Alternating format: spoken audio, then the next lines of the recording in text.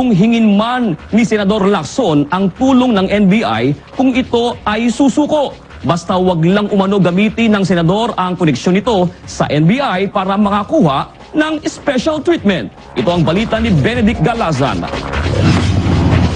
Dapat mapunta sa Senado ang kustodiya na nagtatagong si Senador Panfilo Lacson. Sinabi ni Senador Gregorio Honasan na kung maipapangako ng pamahalaan na ipauubaya na lang sa mga kapwa senador ang pangangalaga kay Lacson, baka makumbinsi na itong lumutang at harapin ang kanyang kaso. Maging ang pagbawi sa warrant of arrest kay Lacson ay nakikitang paraan din ng senador para mas mapabilis ang pagbalik ni Lacson sa bansa.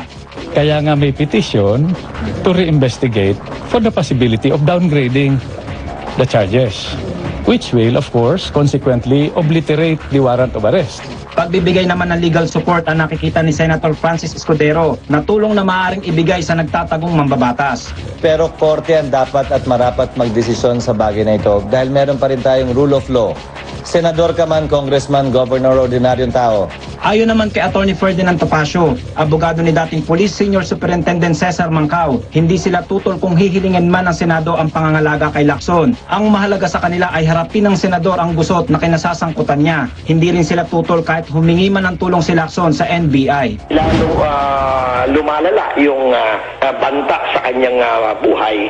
Lalo na ngayon na siya ang natitira na direct link between the Ser Corbito double murder at si Senator Lacson. Benedict Galazan para sa UNCV News Worldwide at ito ang balita.